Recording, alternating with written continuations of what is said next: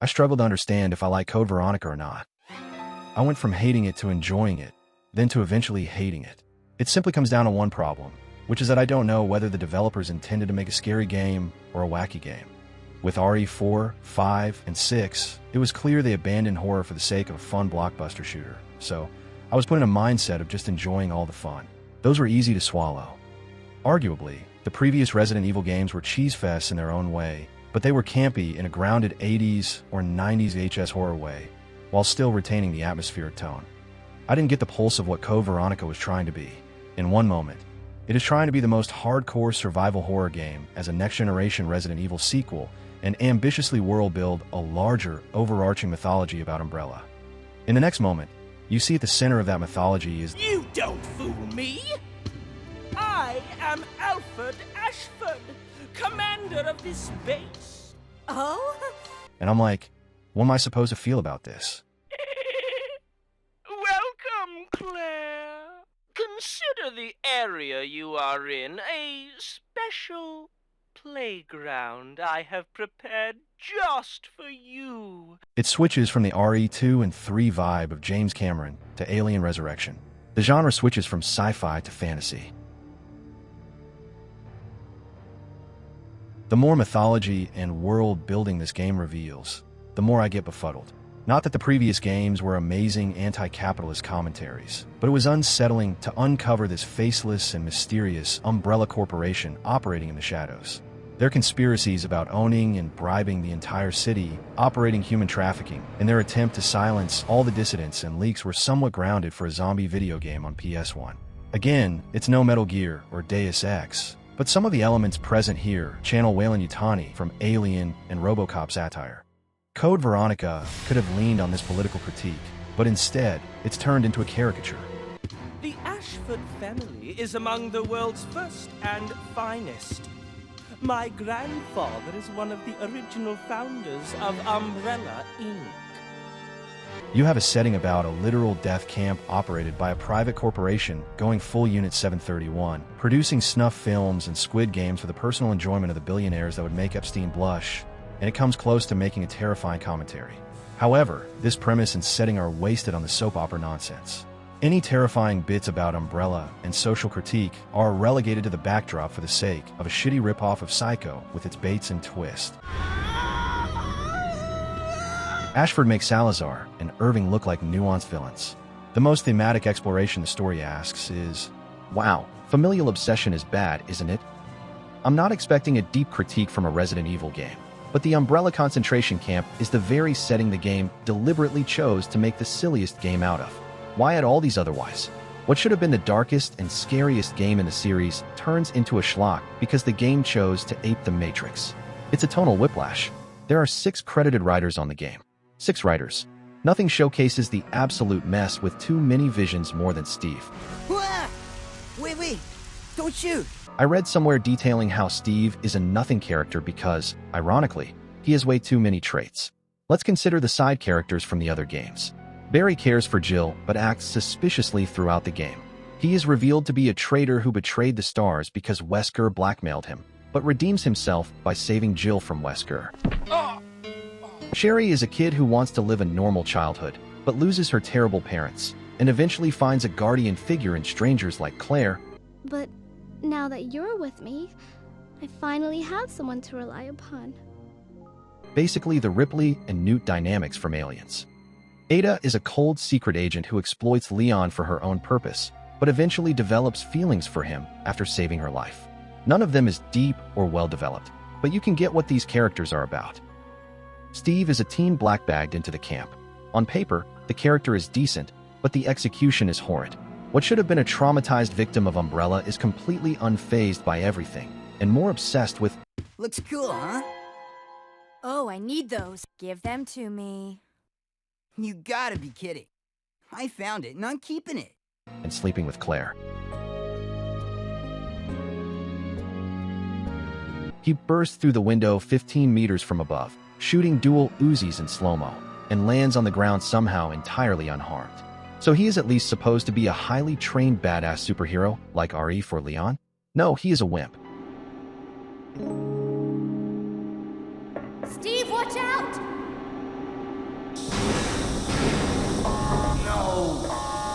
Use toxic gas! It's all my fault. Oh, so he is a character who goes through an arc or growth like Carlos. No. If we're gonna die, then we should get to choose when it happens. No. In every scene he is in, he changes his personality 180. In one scene, he is supposed to be Claire's love interest. In the other scene, he turns cold and expresses that he isn't helpful. In the other scene, he is an overly confident, cocky idiot who splits away from Claire because he thinks she will slow him down. I don't want you following me, lady. You'll only slow me down. He then randomly shows up and off with no rhyme or reason. Oh, it's lucky he happened to bump into Claire and save her for like 4 times. Is he a goofy character or a serious character? Because the character does have some serious moments, and when the supposed serious moments hit, like Steve forced to kill his zombified father, it is the funniest shit I have seen in a video game in a while.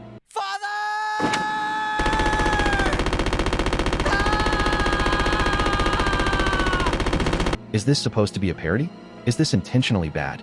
It's not even a fun type of bad voice acting. Alfred is funny. Steve is just grating and cringe. This dissonance is constant in this game. Like 6 writers presented their visions to the committee and no one could agree, so they just poured everything into the mix. Claire and Steve escape from the Umbrella base where the zombie outbreak happened by flying the plane, but Alfred reprograms the vehicle. It's flying in autopilot mode. I can't switch over to manual control. My apologies, but I cannot let you escape now. So they head to Antarctica, on the other side of Earth, only to land on the Umbrella base that also had the zombie outbreak just recently. Huh.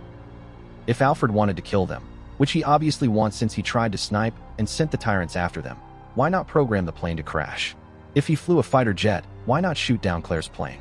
Instead, why is he trying to kill them by himself with the shitty sniper rifle alone like 5 times? How is he surviving all these zombies when even Claire is struggling? Are zombies programmed not to attack Alfred?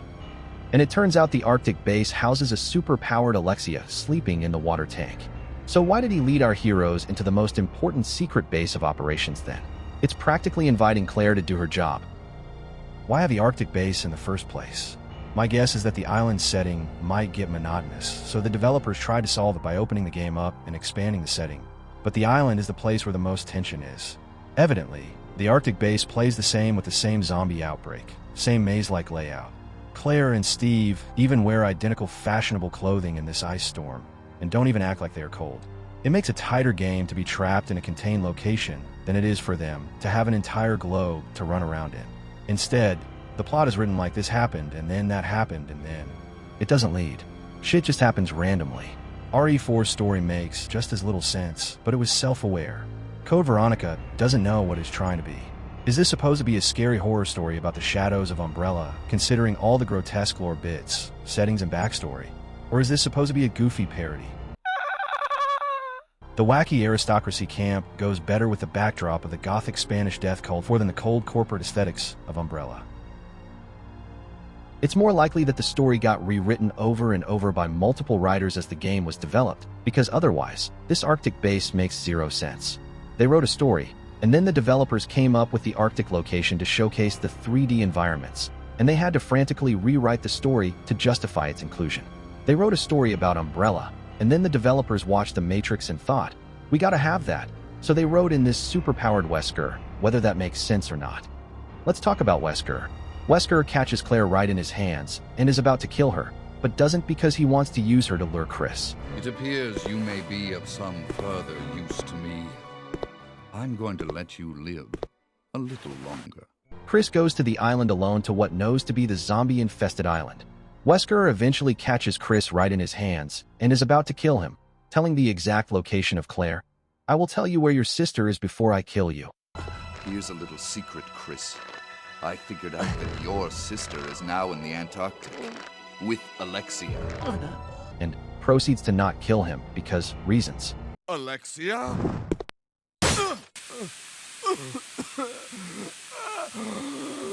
After Chris runs away, Wesker proceeds to send the zombies and hunters to kill him. He attacks the island by leading the HCF, a paramilitary group by a rival organization of Umbrella, and it is completely unexplored. Who is this rival group? Are they a medical corporation or a military-industrial complex? Are they the government? How do they have the paramilitary? What is their motive? Is Wesker part of this group? Or is he exploiting them? Never explained. We don't even see them actually attacking the island. All of them get infected off-screen, and we just see them wandering around as normal zombies with goggles.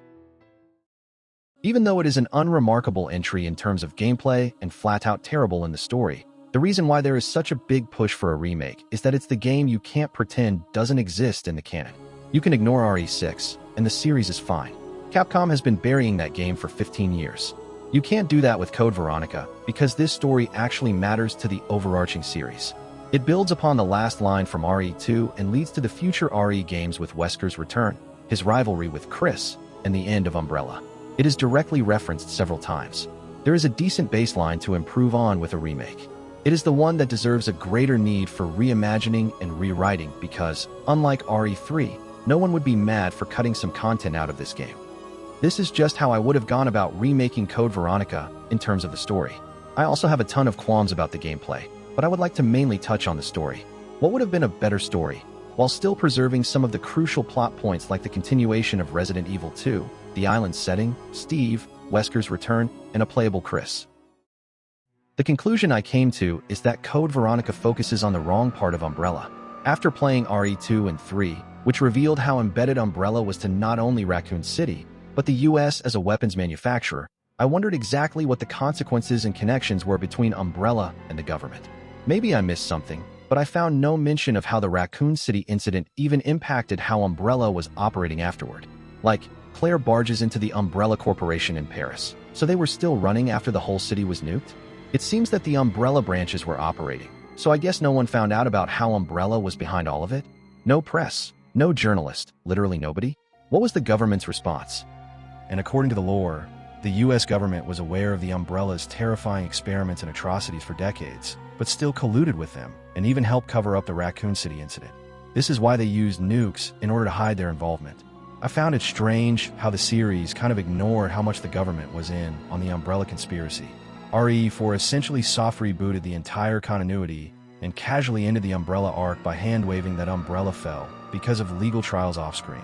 The lore materials say that the US government shifted all the blame to Umbrella. My guess is that because of RE4, the series never had a chance to explore these ties. I believe this right here is what should have been the core premise of Code Veronica. Instead of ending the game with a cliffhanger. Yeah, it's payback time. We've got to destroy Umbrella. Now, let's finish this once and for all. Code Veronica should have been all about that payback time and Umbrella's downfall. Considering RE4 already destroyed all the plot threads planted by Code Veronica anyway, in retrospect Code Veronica should have been the climax of the Umbrella arc, not a tease. That way it leads organically to how Umbrella has gone down, as RE4 suggested. In this rewritten synopsis, after the Raccoon City incident, it became clear that the US government is refusing to hold a public investigation of Umbrella and is burying the truth of Raccoon City. Claire teams up with the STARS members to investigate the still operating Umbrella on their own and to search for his missing brother, Chris. Claire infiltrates the facility in Europe, and like the game, she gets captured and sent to Rockford Island. Held in captivity, waiting for a long session of torture and eventual death, Claire is released during the sudden zombie outbreak. The prison and the island settings are perfect for a serious horror game. I can imagine the game going for a Silent Hill 2 style claustrophobia angle.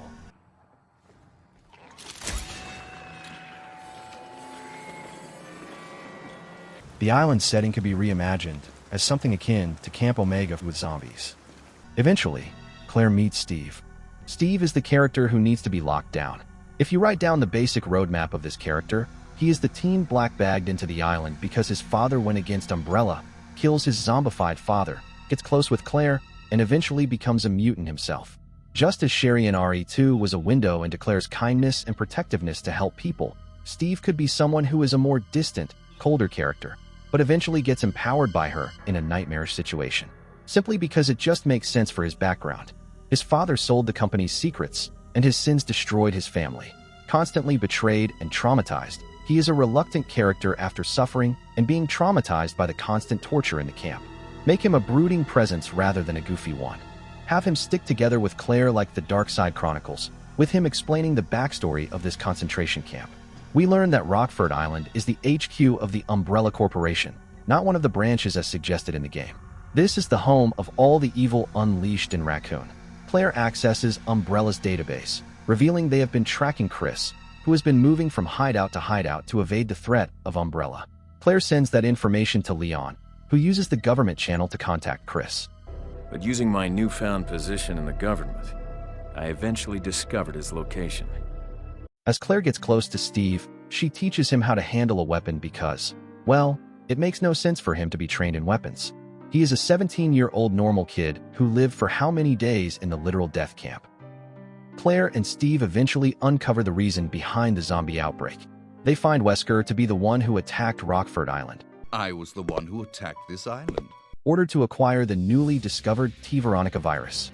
However, rather than being sent by the unknown rival organization that never goes anywhere, he leads the secret U.S. Special Operations Unit.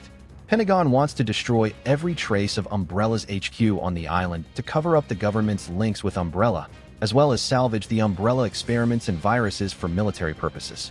Remember that in Resident Evil 6, it is established that the secret organization within the U.S. government called the Family created the C virus by using the T. Veronica virus from Code Veronica. By making Wesker do their bidding at this point in time and recovering the Umbrella research, it naturally leads to RE6 bioweapon outbreak. After Wesker succeeds his mission, the U.S. will bomb the island. You might find Wesker working for the government to be weird in retrospect, but when CV was released, there was nothing about his ambitions for global domination or the next stage of human evolution. All we knew about Wesker was from Resident Evil 1, in which he was colluding with Umbrella to bring stars to the mansion to be tested to gather the combat data and prove the viability of the experiments, recover the research, kill stars, and blow up the lab to bury the mysterious murders in Raccoon City. That's all we knew about him until CV. And, as we know, the government is the major customer for Umbrella's bioweapons. Considering this, it isn't all that strange that Wesker is, at this point, working for the US government. Umbrella was a sinking ship, so he betrayed them. You might also be asking, where are Alfred and Alexia? Alexia. They are not here. The main villain of this reimagining is Wesker. Umbrella is more terrifying when it is a faceless entity. How do you even do an Alfred and Alexia story without making it a camp? Make them stalker enemies? They should be cut since they are unfixable. If you want, you can integrate their existence in the background lore details, like notes and their castle. Regardless, back to the rewrite. Here comes another big difference. Claire and Steve do not escape the island. There is no Arctic Umbrella base. The game has a literal submarine in the island facility, which serves nothing more than a bridge between the two levels. Why not use this submarine further? Instead of escaping the island, Claire and Steve board the sub, hoping for an escape.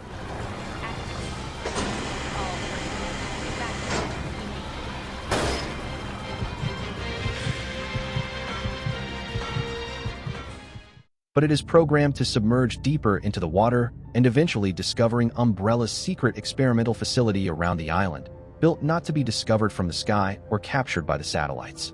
I was inspired by the terrifying, pitch-dark sense of the underwater laboratory of Deus Ex's later sections.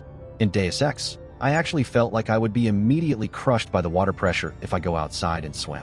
That way, it keeps the consistency of the island location and the oppressive atmosphere. As Claire and Steve wander through the underwater base in an attempt to escape, they are captured by Wesker and his HCF. Who'd have thought you'd be hanging about? All the better for me. The HCF tell him that they have finished recovering all the research and the T. Veronica virus from the base, as ordered by the US government. They ask him to kill the captives to eliminate witnesses, but Wesker has another idea.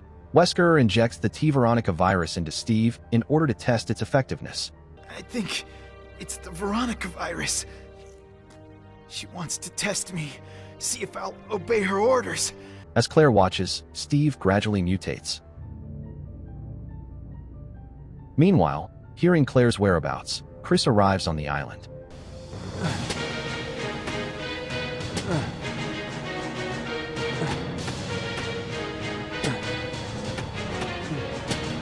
I would like to touch on the gameplay a bit because this is relevant to the story. I played many survival horror games enough that I know exactly the moment the majority of them fall apart. It's the end of the first area point.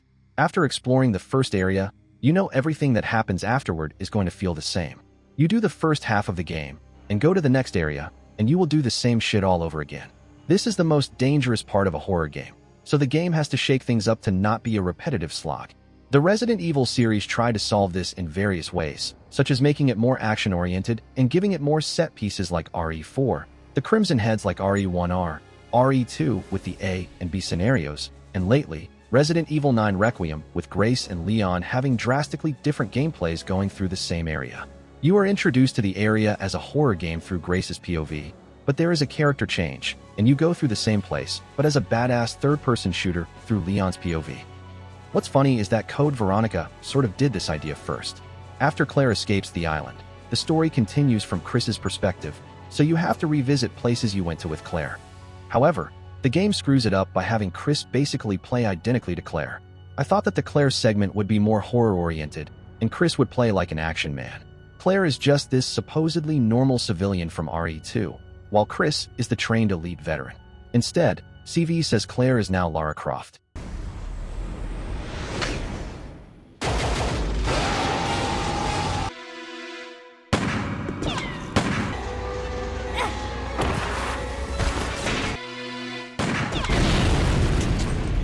This discrepancy is worsened because, while the tone has changed, the gameplay itself hasn't changed much from the previous games. If the gameplay were as campy as RE4, it would have set up the right expectations. But nope. Both Claire and Chris have the same moveset, same weaponry, same gameplay. It ends up feeling like you are backtracking to the same place over and over. I can imagine the Claire segment to play like a horror game with strict resource management and weak weapons. Claire doesn't have to play like Grace, but she can play like how she played in the RE2 remake. Meanwhile, Chris segment to play more like an action game with powerful weapons, plentiful ammo, and linear level designs in order to alleviate the stress the player felt as Claire. Chris blows away the zombies and eventually boards a submarine to the underwater base, where he faces Wesker. Wesker? He's still alive? Who holds Claire captive in order to bait his despised rival, Chris, for daring to laugh at his glorious scientific experiment and humiliate him. That's right. This is the ultimate life form. Tyrant! Chris? Stop it! When Chris asks Wesker how he survived his death in Resident Evil 1 and got superpowers, just use Umbrella Chronicles' explanation about how he injected himself with Birkin's virus and faked his death by showing a flashback. When the HCF tell him to evacuate with the research and virus and return to the US, Wesker betrays and kills them. And this is where Wesker's hidden agenda is revealed, which is for his own power, aiming for the rapid evolution of humanity through the Umbrella research and virus. And he wants to be in control of that change. The right to be a god. That way, it connects to his appearance in RE5 more naturally. Wesker holds Chris down, forcing him to watch a mutated Steve kill Claire, saying something like, "Witness what the superior human race is capable of."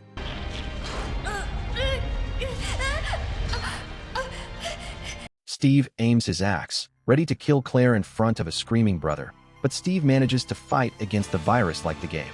He regains consciousness, which allows him to strike Wesker.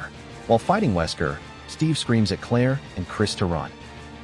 Wesker kills Steve and chases after Claire and Chris, who make a desperate escape before the US military bombs the entire island.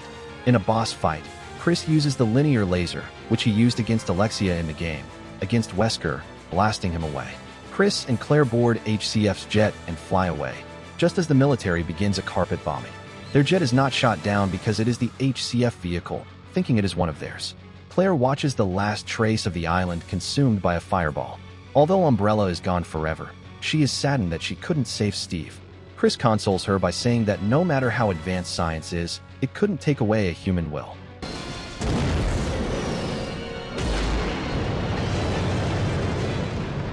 Unknowns to them, Wesker survived and escaped from the island through the submarine. Humiliated again, he vows vengeance against Chris. A new horizon stretched out before me. I had risen beyond the human race and cheated death itself, leaving nothing to oppose me.